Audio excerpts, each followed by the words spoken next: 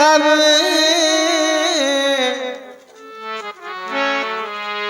पटवा जनक बुला। रंगशाला में श्री जनक जी ने जानकी जी को बुलाया है।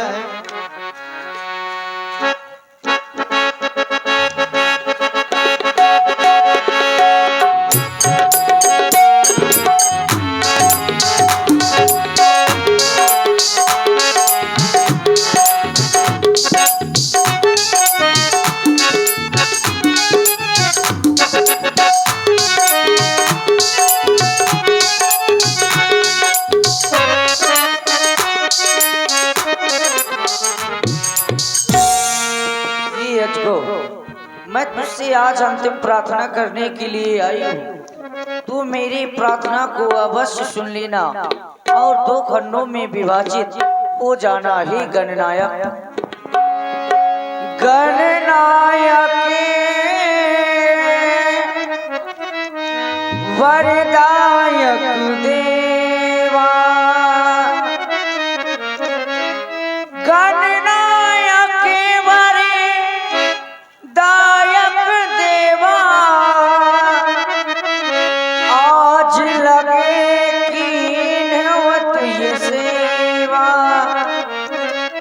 बारे बारे विनती सुन मोरी, करहु चाप करो दायति तोरी। हे गणपति आज सुफल कर दो मेरी सब दिन सेवा को। हे महादेव हो कर प्रसन्न, कर लो धनुबा की करता को, कर लो धनुबा की करता को। हे गणपति आज सुफल कर दो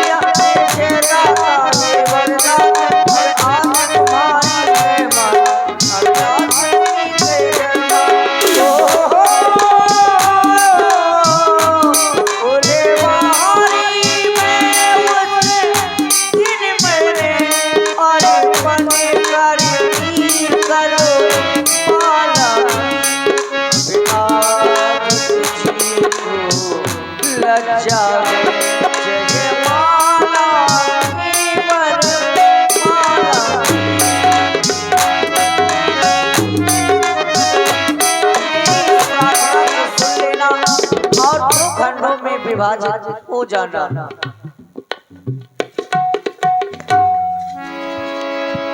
श्रीहत भय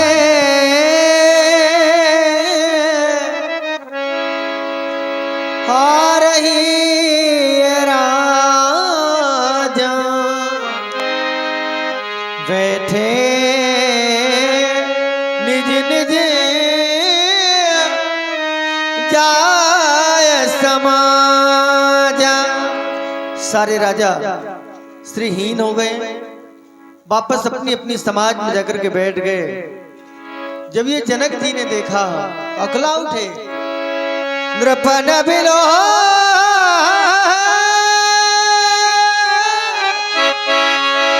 जनक अकुला ने बोले बचन रोष जन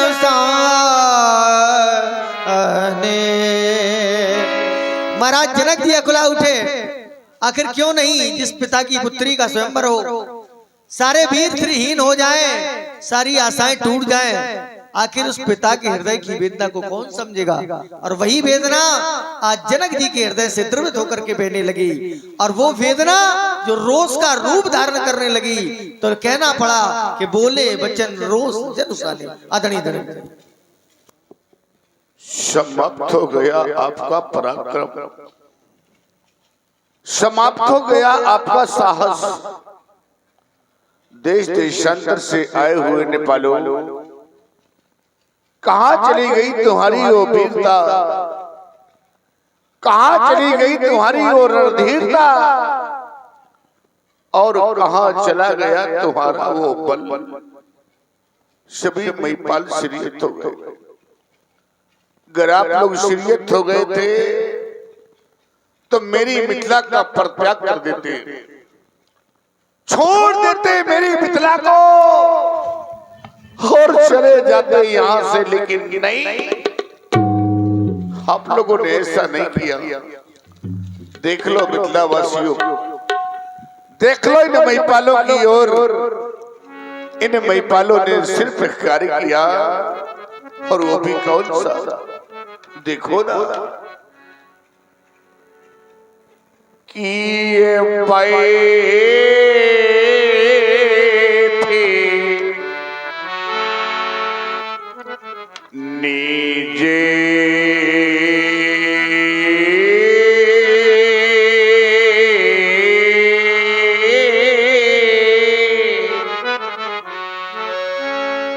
और ये निज जाए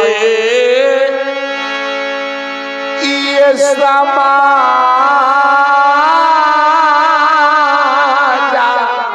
कब जब ये सीरी हत भाई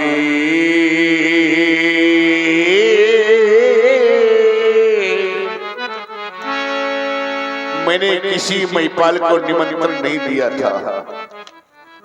आप लोग कह सकते हैं कि महाराज तो क्या हम बिना बुलाए आए? नहीं, मैंने 7 महाद्वीपों में ढिढोरा पिटवाया, मुनादियां करवाई। 7 महाद्वीप, जम्बूद्वीप, प्लाचद्वीप, साल्पद्वीप, कृष्णद्वीप, प्रोन, साक और पुष्कर, 7 महाद्वीपों मैंने मुनादियां करवाई, जिनको आप लोग सुन करके आई। तो है कोई ऐसा भोपाल, है कोई ऐसा नेपाल, अरे कोई करते मेरी प्रतिज्ञा की पूर्ति और ये प्राप्त कर ले सीता मूर्ति। याद रख लेना, अगर किसी ने मेरे प्रण की पूर्ति कर दी तो उसे 1 नहीं, 2 नहीं, 3 लाभ प्रदान करूंगा। सुन ले पहले मेरे लाभ। अगर आपको मेरे लाभ अच्छे लगे तो आकर के मेरे प्रण की पूर्ति कर देना। मेरे मेहमानों, सबसे पहला लाभ आप लोगों के समक्ष मेरी बेटी सीता। देख ले आप सभी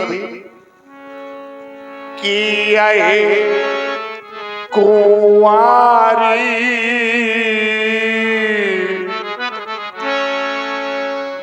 मनोहरी, सबके मन को मोहने वाली मेरी कुंवारी जानकी, ये पहला लाभ। और ये कुंवारी मनोहर विजय पड़ी, ये दूसरा लाभ। आरु की रति आती कॉमेडी,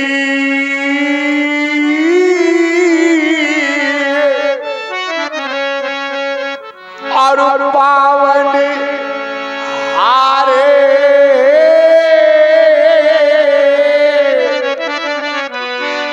ये विराजे जनु,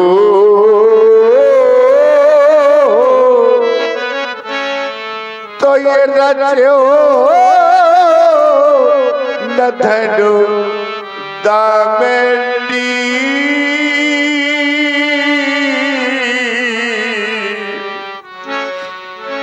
आज मुझे आभास हो गया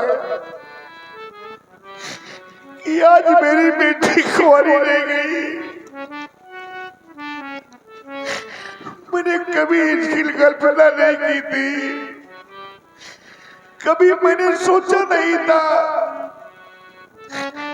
मैंने तो सोचा था अरे मैं क्या, संसार का प्रत्येक पिता सोचा करता है, संसार की प्रत्येक माँ चाह करती है। मैंने चाहा था कि कब वो शुभ अवसर आएगा, कब वो समय आएगा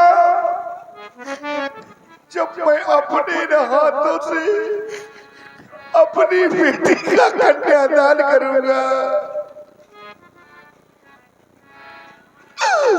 बेटी को डोली में बिठा करके विदा करूंगा। लेकिन आज मेरा सब कुछ समाप्त हो गया। क्या मेरी बेटी कुंवारी रह जाएगी? क्या मैं अपनी बेटी का कन्यादान न कर पाऊंगा?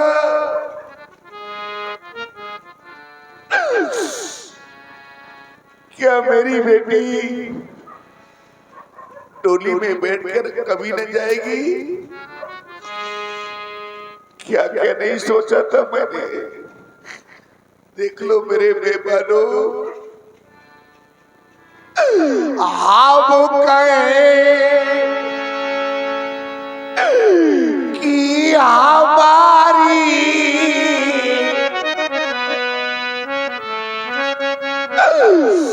ये दुलारी रही,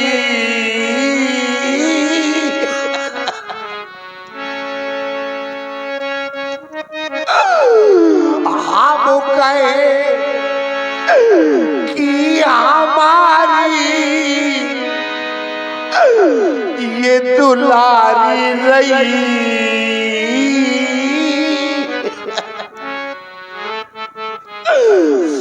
पर सीता बेटी मेरी आज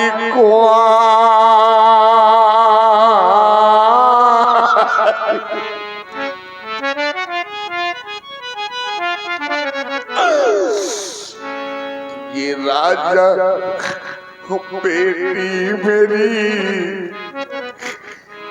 आज कुंवारी रही। सारा संसार जानता है कितने कष्टों से मैंने बेटी को प्राप्त किया था। मेरी राज्य में 12 वर्षों का अकाल पड़ गया। ब्राह्मणों के परामर्श से मैंने हलकर्षण किया, और जिस समय हलकर्षण किया तो ये वसुंधरा से प्राप्त हुई मुझे बेटी, पृथ्वी से प्राप्त हुई है सीता। कितने कष्टों से मैंने इसका लालन पालन किया है, ये आप सभी जानते हैं। मेरे बंधुओं, पाड़े अरमान से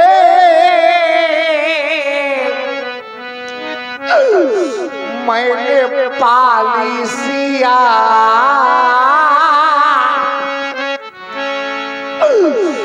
पर देख कर आज फटता हमारा या। हाय पति मेरी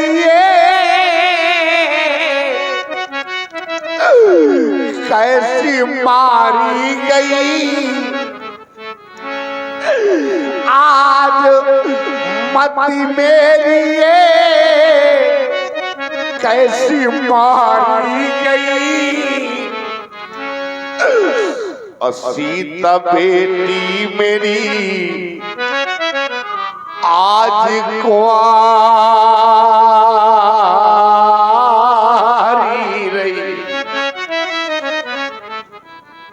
रहा हूं समाज में बहुत से ऐसे पिता उपस्थित हैं, बहुत सी माताएं बैठी हैं जिनके घरों में बेटियां हैं।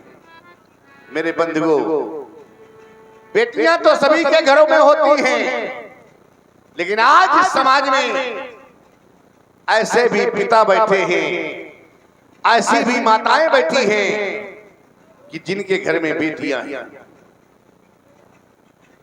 जिनके घर में बेटियां हैं। आज ऐसे भी पिता बैठे हैं समाज में, ऐसी भी माताएं बैठी हैं।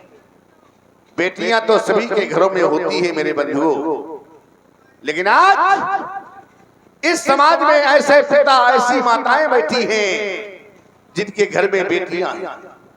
और आज वही बेटियां सयानी हो गई है, वही बेटियां विवाह योग्य हो गई है। अरे पूछो उस मां से जिसके घर में बेटी सयानी हो जाए, बेटी विवाह योग्य हो जाए, वो बेचारी मां, उस मां को रात में निद्रा तक नहीं आती। अरे पूछो उस बेचारे पिता से जिसके घर में सयानी बेटी होती है, वर की खोज में न जाने कहां कहां तक जाता है। सायंकाल लौट करके जब घर आता है तो भगवान से प्रार्थना करता है कि हे प्रभु, मेरी बेटी के योग्य वर कब मिलेगा। क्या जाने वो लोग, कौन लोग, ऐसे लोग नहीं जाना करते। कैसे लोग कि जीने दे ये कन्या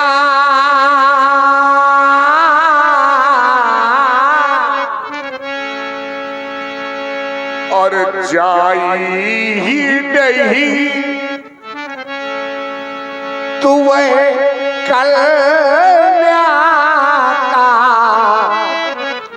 दुख क्या जाने। अजिने पावा बेवाई ये फटी नहीं तो वह पीरे परा क्या जाने।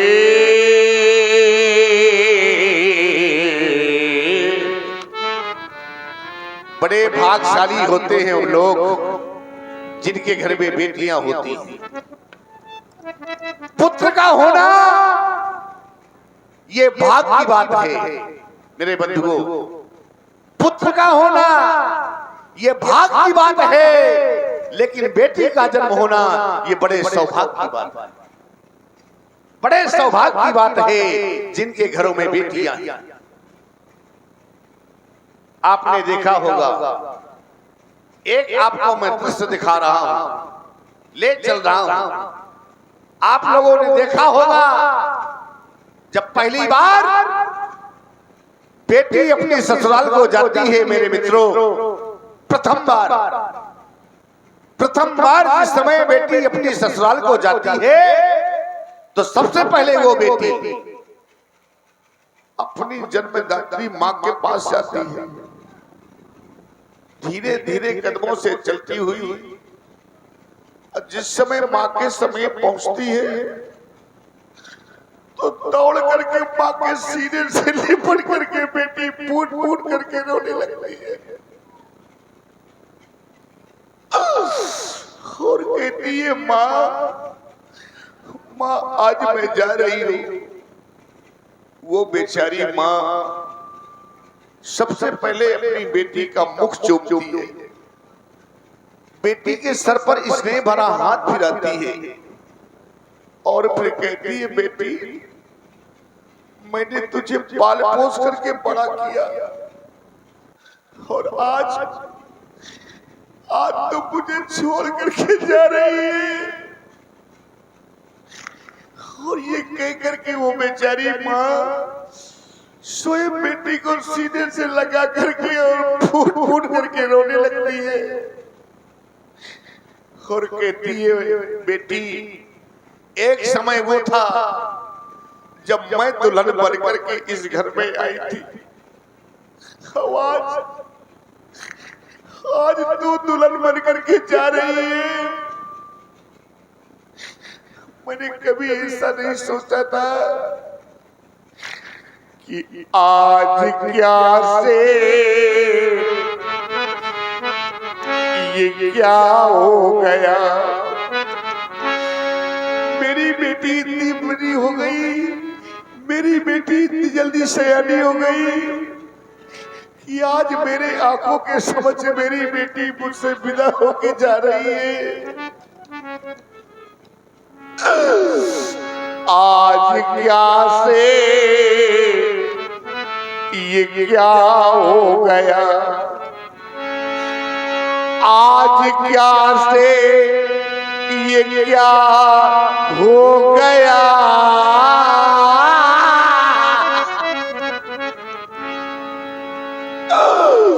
हाय विधिना ये रूठी गया,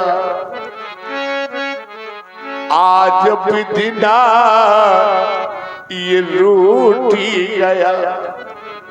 लेकिन सबसे बात, जिस समय पिता बेटी को उठा करके डोली में बिठा करके विदा करता है, मेरे मित्रों, चाहे जितना पत्थर दिल पिता हो, याद रख लेना, जिस समय अपनी बेटी को लेकर के अब पिता डोली में बेटी को बिठा करके विदा करता है, तो अनायास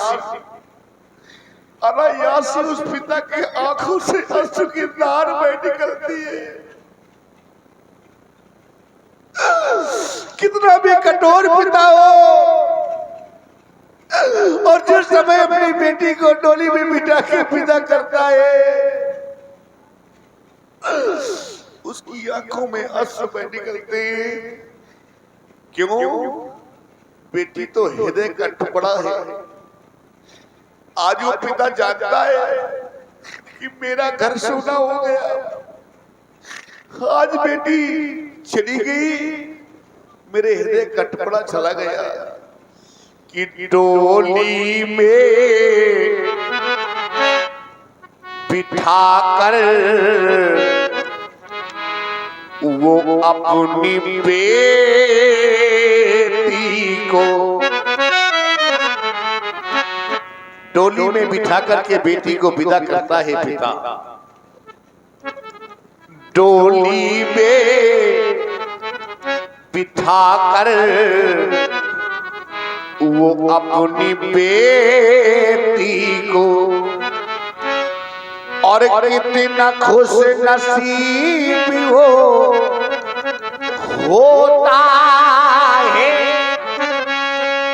बेटी को डोली में बिठा करके विदा कर देता है मेरे बंधुओं। इसके पश्चात जिस समय लौट करके घर आता है तो चारों ओर को दृष्टिपात करता है कि कोई घर का, कोई परिवार का मुझे देख तो नहीं रहा। और जब वो पिता देखता है कोई नहीं देख रहा, तो जानते हो क्या करता है? करता क्या है वो? कि एक कोने में जा करके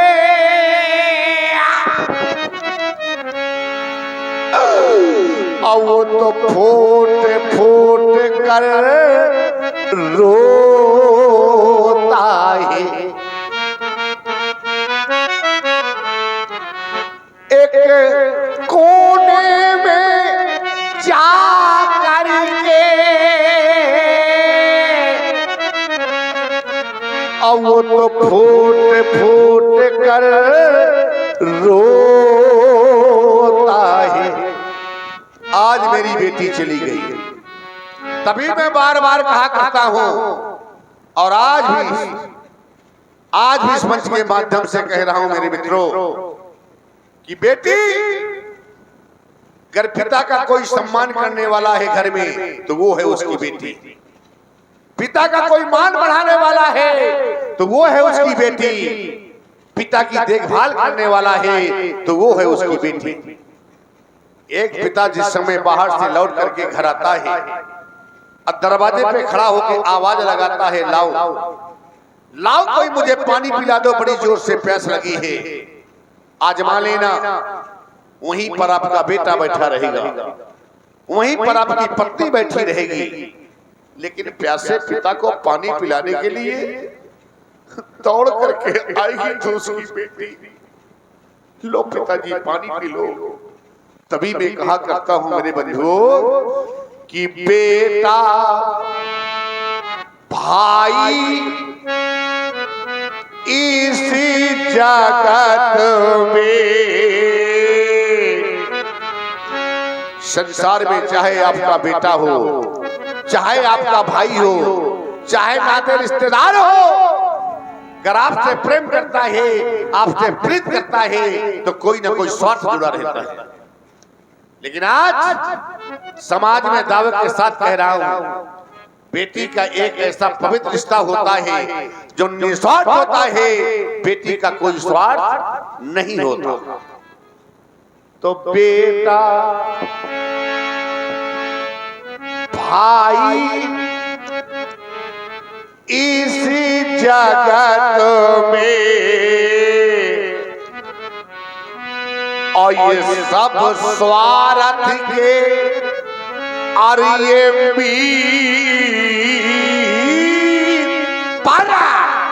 पर बेटी अपने निज पिता से करती साची प्रीत। बस ज्ञान की नगरी मिथिला में सारे के सारे मौन हो गए, सारे के सारे शांत हो गए। ये ज्ञान की नगरी है मिथिला। पूर्ण नर नारी सुभग संता धर्मशील ज्ञानी गुणवंता। लेकिन आज सारे के सारे विद्वान मौन हो गए, सारे के सारे पंडित शांत हो गए। क्यों? देखो ना कि ये है मौन सभी क्यों पंडित ज्ञानी। कहां गया मिथिला का ज्ञान? ये तो ज्ञान की नगरी है मिथिला, तो ज्ञान कहां चला गया? इस ज्ञाने पुरी का ज्ञाने कहा है? याद आया, क्या याद आया? कि वो मां गिरजा का परदाने कहा है? क्या मां गिरजा की वाणी मिथ्या हो गई? क्या मां गिरजा की वाणी झूठी हो गई? मां गिरजा ने कहा था, सुन सी सत्य आशीष हमारी, पूजई मन कामना तुम्हारी, मन जाई राचो विनिशो बरसाज सुंदर सामरो, करुणा निधान सुजान शील स्नेह जाना रावरो। तो क्या मिथ्या हो गई? क्या झूठी हो गई? नहीं, नहीं तो फिर हो क्या गया? इन वीरों का ये स्वाभिमान, इन राजाओं का सम्मान कहाँ है? कैसे करूं मैं आपका सम्मान? जब आपके अंदर स्वाभिमान नहीं रह गया है तो कहां से लाऊं सम्मान? एक बार मेरी बेटी की ओर देखा होता, विचार किया होता, कम से कम ये तो सोचा होता कि ये रह गई कुंवारी, अरे राज दुलारी, और खत्म हो गई प्रेम कहानी। या फिर मैं यूं कह दूं कि रह गई सूनी ये मांग सिया की, और नैनों का सूखा सब पानी। अब ये मौन सभी क्यों पंडित? कहना नहीं चाहता था, लेकिन आप लोगों ने विवश कर दिया कहने के लिए, बात कर दिया कहने के लिए। और जब बात कर दिया है, विवश कर दिया है, तो आज मैंने भी कह दिया है, क्योंकि मैंने जाना है, मैंने समझा है। क्या जाना है मैंने, क्या समझा है मैंने। एक बात और ध्यान देना, एक बात निवेदन कर रहा हूं आप सभी से मेरा निवेदन है, एक प्रार्थना है मेरी, स्वीकार कर लेना आप सभी। कौन सी? कि जीवन में मिल जाएगी।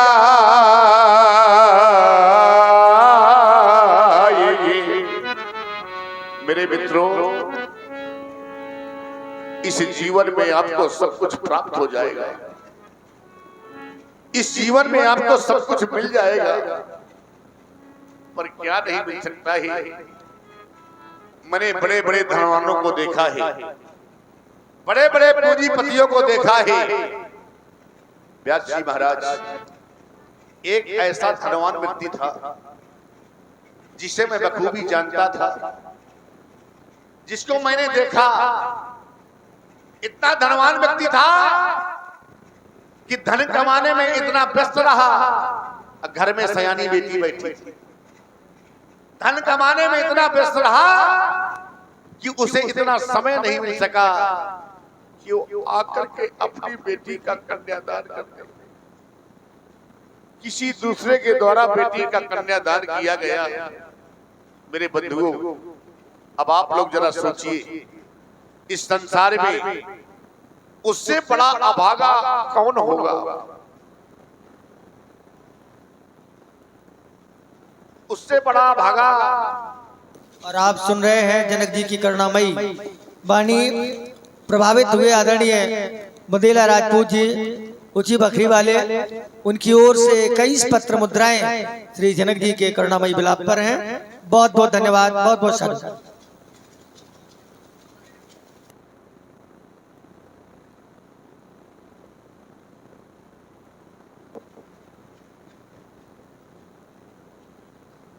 अब आप लोग जरा ये बताएं, उससे बड़ा अभागी इस संसार में कौन होगा?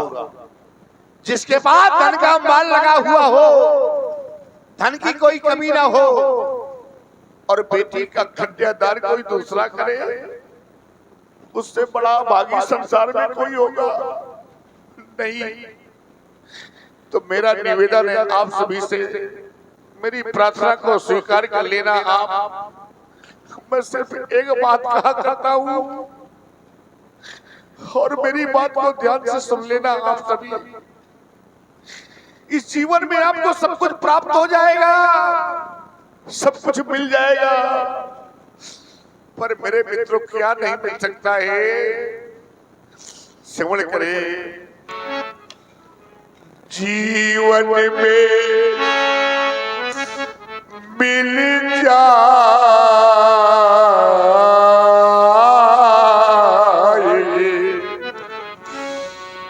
ये धारा में आकार में हजार परा पर ये कन्या दान जगे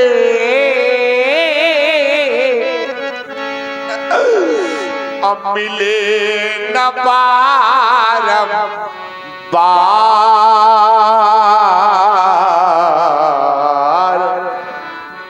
पर ये कन्या दान जगे अब मिले न बारम बार।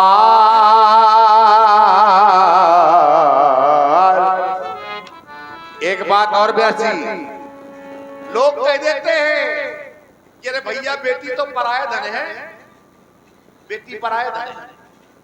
आप लोग भी कहते होंगे कि बेटी पराया धन है, बेटी पराया धन है ना। इस बात को मैं स्वीकार नहीं करता, मैं नहीं मानता इस बात को कि बेटी पराया धन है। मैं जानना चाहता हूं आप समाज से, क्योंकि बुद्धिजीवी में लोग बैठे, ज्ञानी लोग बैठे, ये ज्ञान की नगरी है मिथिला। विद्वान लोग बैठे हैं, मैं जानना चाहता हूं कि अगर बेटी पराये धन है तो फिर पराये धन का दान कैसा? दान अपनी वस्तु का होता है कि पराये की? अगर पराये धन है तो पराये धन का दान कैसा?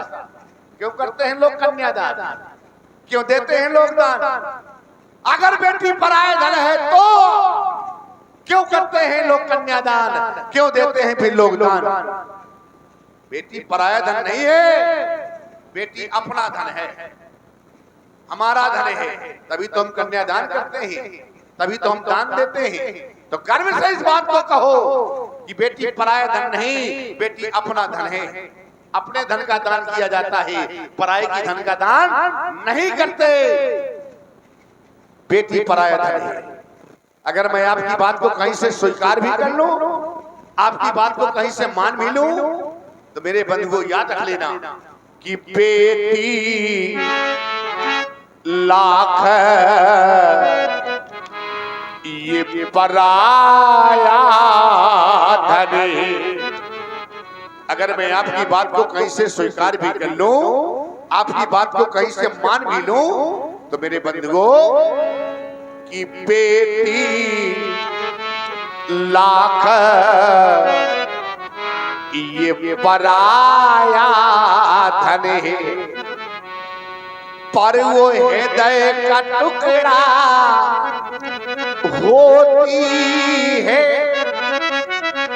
और वो किस्मत वाले होते हैं कि जिनके घर बेटी होती है।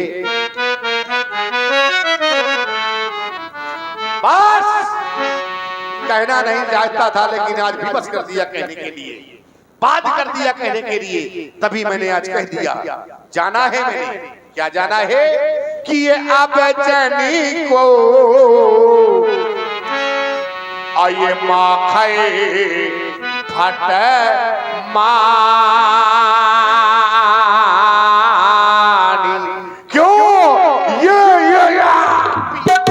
पीरे पीरे और ये मैं बात समझ गया। कोई भी ऐसा पीर नहीं जो मेरे प्रण की पूर्ति कर दे।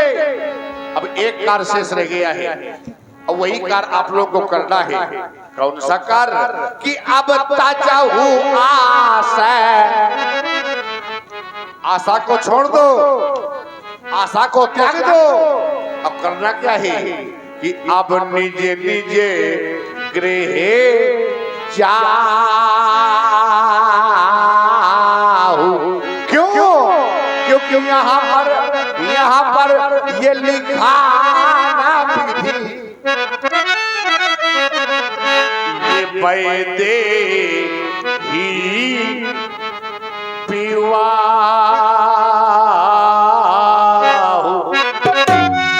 ले जाओ सीता की सखियों, सीता को ले जाओ निकारों के समाज से, देश देशांतर से आए हुए नेपालो, मई पालो भूपालो।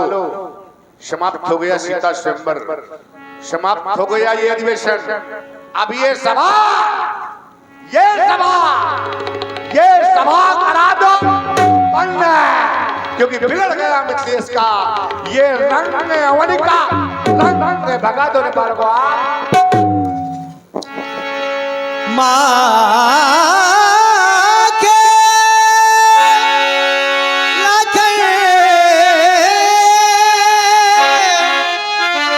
कुटिल भई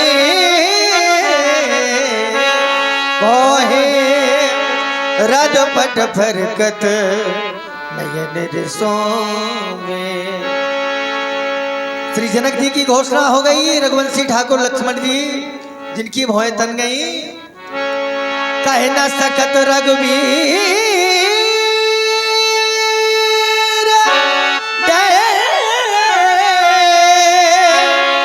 लगे बचन जनुबान नाय राम पद कमल से बोले गिरा प्रमाण।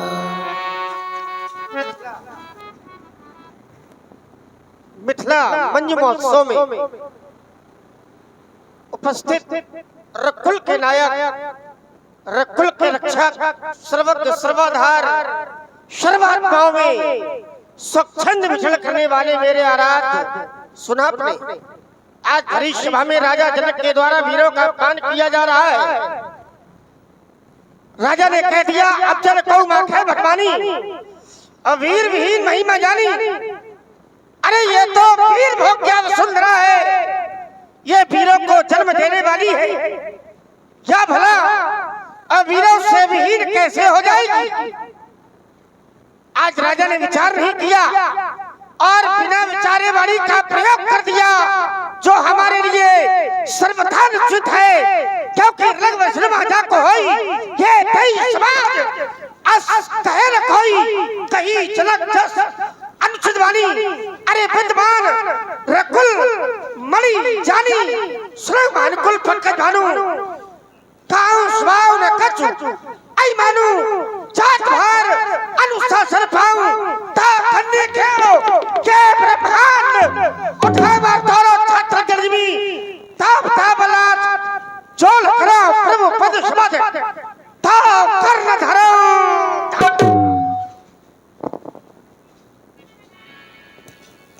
शय नहीं रघुपति लखन वारे, प्रेम समेत निकट बेटा। शांत हो जाओ भैया, ये समय क्रोध करने का नहीं है, ये समय तो शांत रहने का है। ये धनुष नहीं टूट रहा है, जानकी का विवाह भी नहीं हो रहा है। मिथिला के सभी नर और नारी बहुत दुखी है। भैया क्रोध का परित्याग करो और धैर्य धारण करो। भैया शांत हो जाओ। विश्वामित्र समय शुभ जानी,